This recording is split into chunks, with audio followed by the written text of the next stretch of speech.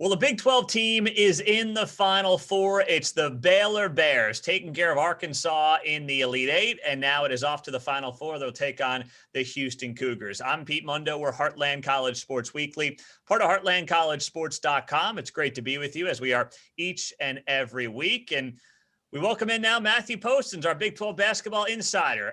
Matthew, before we start to the game, NCAA, these two 10 o'clock Eastern, 9 o'clock Central tip-offs in the late games on weeknights in the Elite Eight. I hated everything about it. What say you? I'm a little tired. Let's just put it that way.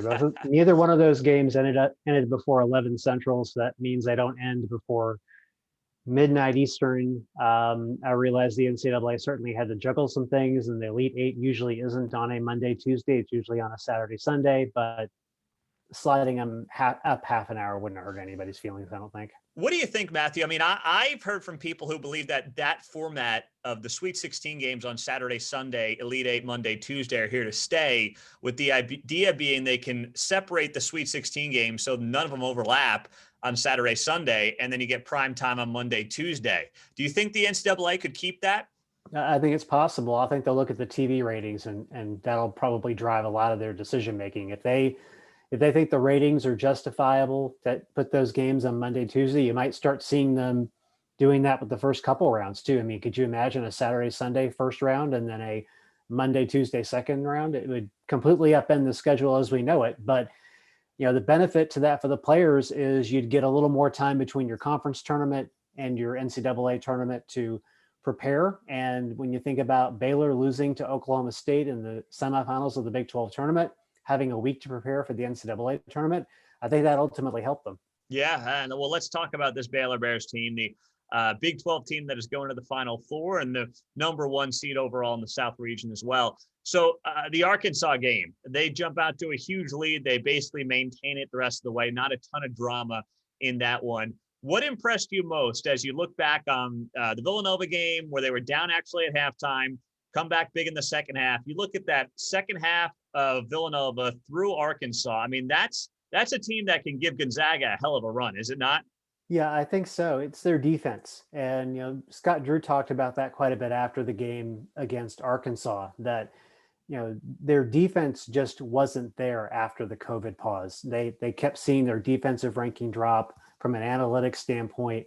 He mentioned that in the last 8 minutes of that Oklahoma State game that, they'd got maybe 2 or 3 stops in the last 8 minutes. And that really, led to them losing that game. So he said he didn't want to say it was a good loss, but losing a little bit earlier in the Big 12 tournament did help them kind of reset everything.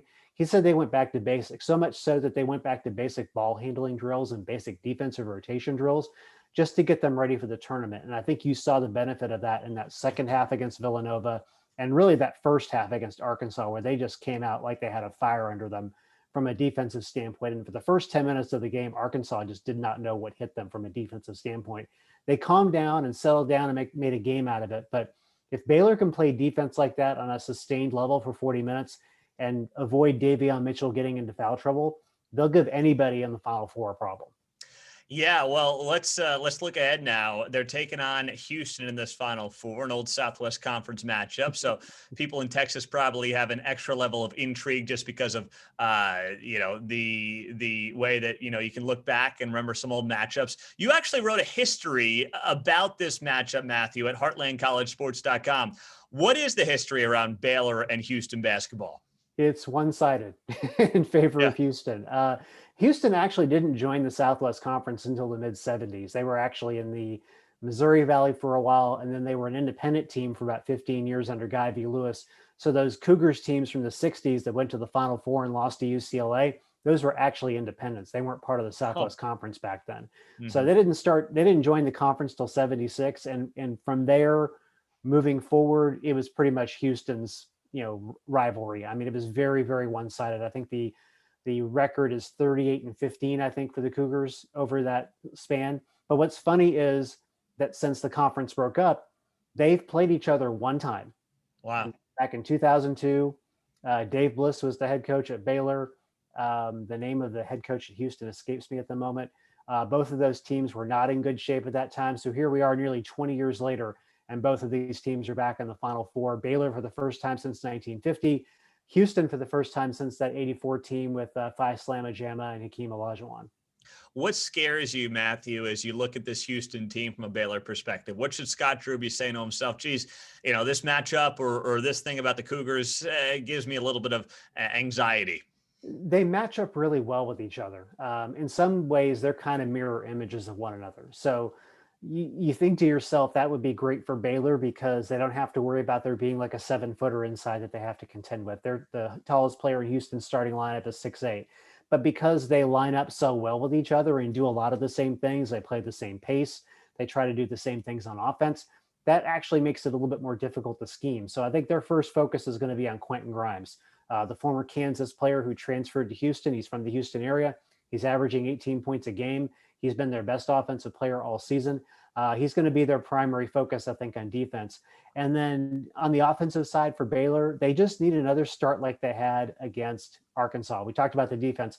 They had a tremendous offensive start against Arkansas, in part because they shot the three well, and in part because they converted turnovers into points right away in that game. So the best way to put a team that resembles what you do on the defensive is to do what you do well, force them into mistakes and turn those mistakes into points and build an early lead.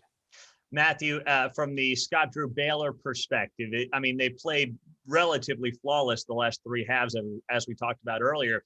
But is there something where, if you're Scott Drew and you're saying, okay, we're in the Final Four, first time in 70 years, we want to win a national championship. Does something have to improve, or is it just playing the way they played the last 60 minutes of basketball? I think at this point, it's playing the way they're playing. This is who they are. They're a high-tempo offensive team that shoots the three well. That has good depth coming off the bench. They have 4 different guards that can beat you from 3. They have a forward that can beat you from 3. They showed in that Arkansas game that they're capable of driving to the basket at will if you just give them a little bit of a crease. Davion Mitchell had a field day driving to the basket against Arkansas. So it really is, at this point, Baylor just being who they are. And that's who they were before the COVID pause. And Scott Drew knew it was going to take them some time to get back to where they were before. This is as close as they're going to get to being where they were before the COVID pause in that February 2nd game against Texas. That was their last game before they played on February 23rd against Iowa State. They've now gotten to the point where I think they resemble the Baylor we remember from a month ago. Just be who you are at this point. When you get to the Final Four, you can't trick things up. Unless maybe you're like a UCLA and you're playing at Gonzaga, maybe you've got to do some different things. Baylor doesn't have to do different things against Houston on Saturday to win that game. And I would say they don't have to do very many different things against Gonzaga should they have that opportunity on Monday night. Just be who you are, execute it well, and they're going to have every chance to win. All right, Matthew, Final Four this weekend. We got, of course, Baylor, Houston. You have Gonzaga, UCLA. Who's playing for the national title on Monday, and who takes the cake? Yeah, I had Baylor and Gonzaga all along, and I'm going to stick with those 2 schools. The way Gonzaga is playing right now is just incredible. They're playing I remember those UNLV teams from the early 90s. I remember watching them play, and this Bulldogs team is as close to that as I've seen in quite some time. The way they're able to play up tempo, the 6 guys that they have that can just constantly beat you. They're a great defensive team. They're playing at a high level right now. Whoever plays them, whether it's Houston or Baylor, they're capable of beating Gonzaga. The question is whether they can have a good enough night to do it. I don't see UCLA beating the Bulldogs on Saturday night. So I think it's going to be Baylor and Gonzaga. And I had Gonzaga to win the whole thing when I did my bracket to start with. So I'll stick with them, as much as I'm sure Baylor fans will hate to hear that. It'll be an interesting game if it's those 2 teams, because then Baylor, for the first time in a long time this season, will be in the position of, we have to be the team that plays the more perfect game than the team we're playing. And that should be an interesting matchup if they're able to play on Monday. It's a matchup we all wanted in December before Gonzaga had its COVID pause. Hopefully we'll get it on Monday night. And that would be the 2nd straight national championship, since last year's was obviously not played, that a Big 12 team will be playing for a title. And obviously that's what we pull for here at heartlandcollegesports.com. Matthew, great to have you on, my friend. Looking forward to a good Final Four, and we'll do it again next week. All right. Thanks. All right. And don't forget about our friends at mybookie.com, where with the promo code Big12, that's Big 12, you get a nice sign up bonus there, a 50% sign up bonus with our promo code at mybookie.com. So be sure to go check them out before the Final Four action gets underway this weekend, because after this weekend, we're all going to be counting down to college football. So mybookie.com, and our promo code, of course, is Big 12. That is Big 12. Thanks so much for joining us, and we'll talk to you guys soon.